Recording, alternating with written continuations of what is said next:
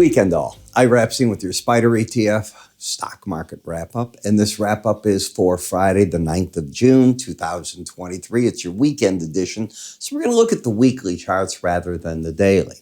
Now, PSH, and no, it's not a disease. It is pause, skip, or hike. Let's define the three.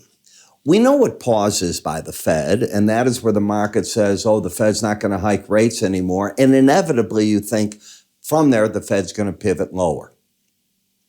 Skip is come about because of events where we've seen central banks pause and then have to raise the rate again and get criticized.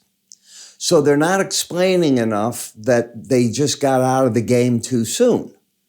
And they get criticized because they got out of the game being raising interest rates to beat down inflation. And if you step back and you pause and it keeps going up inflation and you haven't solved it, you have egg on your face.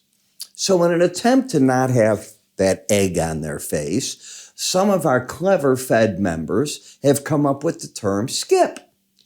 And skip is not what we do down the street. Skip means you skipped it because you want to see do you have to go up again. That's basically what they're trying to sell you. It's the same as a pause with a little bit of a twist. Oh, we might have to go higher. And they don't get into that like you just saw the RBA and the Bank of Canada get into these problems. Because when they went to those pauses for a couple of months, bing, they had to go back. Means they didn't get it right. Now the skip says, no, I didn't say we were going to pivot down. We just wanted to see how strong, and it's not there yet. We'll come back. Obviously, you know what a hike is. So that's how I'm viewing it. Now, this is going to be a difficult market to trade. Regardless if a hike comes out, I promise you the naysayers will come out and say that is the last one. There'll be no more. You want to buy the break if you get one off that hike because you're done. The Fed's going to go into the pause phase and they'll never be able to stay there and blah, blah. Here's the reasons why. If you go into the skip phase, you don't quite get the same thing, all right? The skip, and if they use the word skip, not pause, that's very important. They've got to go with the new word they've created. It means they might go one more time in July yet. That's where I think the Fed would want to be. I am still in the camp of a 25 basis point hike is what should be done, unless you can show me that the CPI number on Tuesday literally falls apart. And the one I'm talking about is the core CPI. I want to see that really start dropping where the Fed can believe it's begun its descent. We haven't seen that. We have seen a stubborn number that if it drops 0.2, it's a lot. No, that isn't enough. I mean, if you want to buy into that, fine. The Fed doesn't have the pressure of a stock market. It's taken off. The Fed isn't under pressure of tipping the recession. What recession? Where is it? Where are all the guys that are telling us, wait till you see earnings this quarter. It's going to be terrible. Earnings have come and gone for the vast majority. Do you see it being a problem as a whole? Yes, some companies get into a problem, not most. Have you seen the labor market come apart? No. I have seen wage inflation not as strong as it was, but it hasn't stopped. Instead of it galloping, it's walking. Is that the stuff the Fed should start? And go into the skip phase? I don't see one reason for it. Prove me wrong, make the CPI number come, and then I'll rethink it. And you'll have me here to talk about that because I'll see it with you Tuesday and I'll give you my opinion. Can't ask for more than that. I think we stay with TLT. I was going to do the Google because I've been doing that during the week, but this is what the market's about. It's not about Google, NVIDIA, stocks, or any of that. It's about what's interest rates. What are they going to do? When you take a look at the weekly chart, the trend is still down. The market's under the 18-week average of closes in red, which is under the 100, which is under the 200. That's a bearish setup, and lower highs, lower lows. The support for the market's the lower Bollinger Band. If you hit it, that's right. Look for the support at 99.52. But you negate the downtrend if you can clear on a weekly basis 103.63 and you turn bullish. if you close the week out over 104.11, the 18-week average, and momentum is oversold. When I take a look at Palantir, 5 weeks in a row up and over the band. You generally don't get a sixth week. Generally, it'll pull back. Is this a sign of weakness? In no manner is it a sign of weakness. It is a sign of extreme strength, but markets don't reach to the sky all at once. Is it getting ahead of itself? For sure. Is it chartist? For sure. I'm not talking the company fundamentals. What caused it? I want you to look and remember this pattern. Do you see the long sideways action? Long sideways action either is a major top or a major bottom after the breakout occurs. You get many false starts. That's why you hear me so often say here, don't trade a narrow sideways band. You'll say, but I missed this. Well, you had a breakout. You had 2 weeks in a row where the market closed over the Bollinger Band in the top quadrant. I consider that the breakout. Stops under that low, but you'd have to buy over a Bollinger Band. Would I? No. Would you? Probably. Okay, I get it.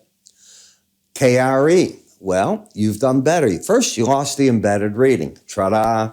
When you lose an embedded reading, my rule of thumb is that before you take out this low, price in the 18-day average or the closest moving average, you're going to hit each other. Still friendly there. Same here. You had lost this a while back.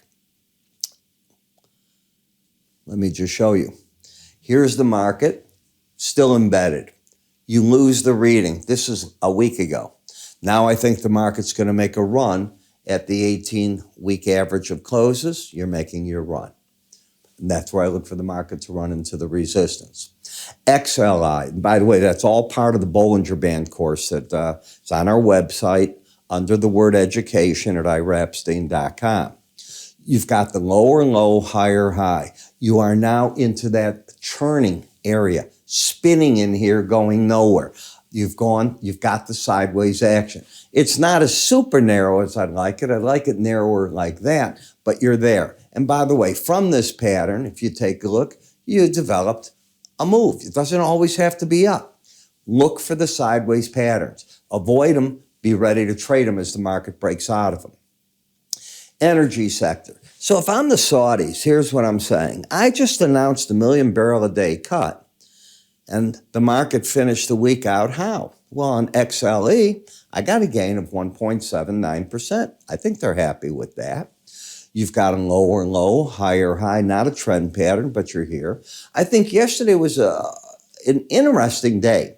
We had the rumor mill going that the United States and suddenly Iran have gotten chummy and they've reached a deal on the nuclear reactors and their development of nuclear product. It's called fantasy. They are not going to do a thing, Iran, unless the U.S. lifts sanctions first. They are going to save their face. And Biden, if he wants to be president next time, doesn't dare make the first move of lifting the sanctions. I'm not saying he couldn't make a deal. It won't be the first move unless everything is there. And it's just a matter, oh, we're signing the papers. I will release them at midnight. If he's first going to release them now and then hopes the Iranians down the road, kiss your presidency goodbye. Every American will vote against you. FXE, higher high, lower low. No trend, but what would you expect here?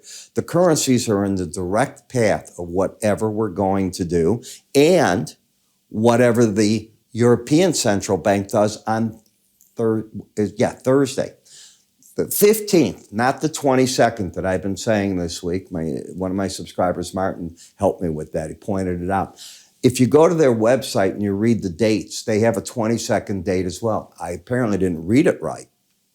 So they're coming up on the 15th. The Bank of England, I rechecked it today. They are the 22nd. And by the way, we also have coming up now the Japan, their central bank. The market widely expects they won't do anything, but it expects that the Bank of England and the European Central Bank go up a quarter. You know that we are in that cycle, that PSH. Which thing do we do? I don't know. I think we have to wait and see.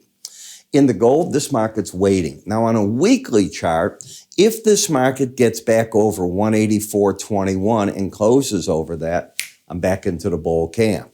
If the market closes under 180.77 at the end of the week, I'm in the bear camp. I'm right at the line. It's one of the two. Look where the miners stopped, right at the 200, the 100, the 18-day average. What are they waiting on?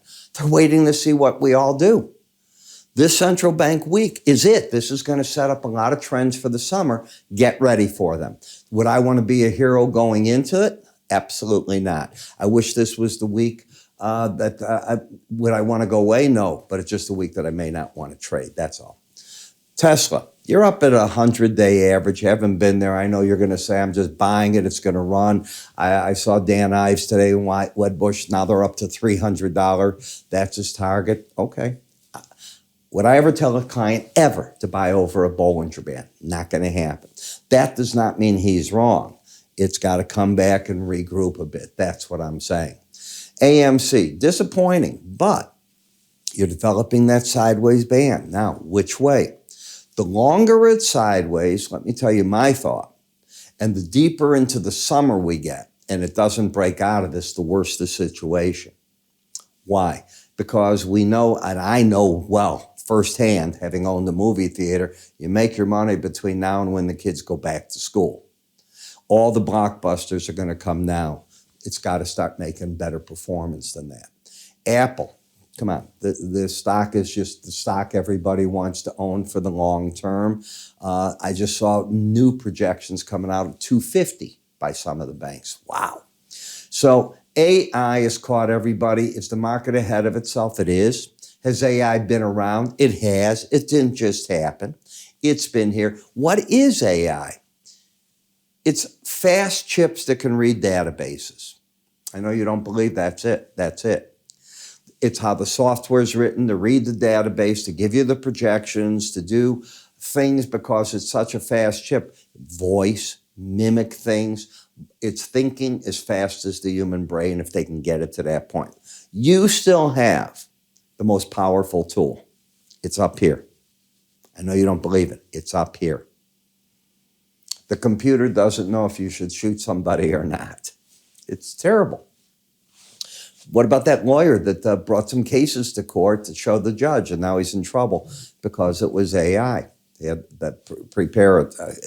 You get in trouble with this. Last Google looks to me like it wants to correct from the upper Bollinger Band. That's all. Not a bear market. Could it correct? Yep. If you lose the embedded reading with the red line closing under 79, we'll see what it does. The first objective on the downside is 119.33. A big correction would be 107. I'm not looking for a big correction right now. That'd be a 20% break from here. That's going to be hard to get to. Can it happen? It can, but I'm not reading it. So I think the first real correction is back to the 100-day. You know, if you like what I do here, you're going to love what I write in my complete research. And I know you'll say, Ira, but that's futures. Look what you said. Ha, ha, ha. Do you trade stock indices? Do you trade DIA, IWM, any of them, QQQ? That you're not a thing. TLT, what's it made out of? Bonds, notes? Oh, I forgot. Yeah, that's it. SLV. GLD, oh my God, that's the futures market. It's exactly what it is. Natural gas, exactly what it is in UUG. I cover it all in detail. I give you trade ideas daily.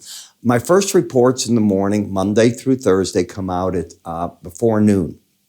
Second, before 8 p.m. at night. I cover all my trade ideas in there, not in terms of buy here for a spider, buy there. I do that in the morning subscriber video, but the concept ideas. Then I'll put out special updates as well. Hey, buy this. I want you into the QQQ, which is for us the NASDAQ in the futures. Bang. It tells you what to do. You make your move. Again, they're tied. They're the same thing. One's an ETF, one's a futures contract, and the ETF and many of them are based 100% on the futures contracts. UUG, I can go on and on how many of them are doing this. Then on Friday morning, an update, and Sunday night. So you're not waiting for me Monday morning. You've already got what I'm thinking of the markets for you overnight so that when you walk into your SPDR ETF, you already know what I'm thinking. I'd like to give it to you for free to try it. Free. I don't want a credit card or anything. Just move your cursor up here to free offers. Give that a try. You can go to our website under free offers. You can call my staff. It's that simple. I'm Ira Epstein. You have a great weekend. I can't wait for this week. It's going to be an exciting one. I'm going to enjoy the weekend and get my rest for it. I'll see you come Monday morning. Take care.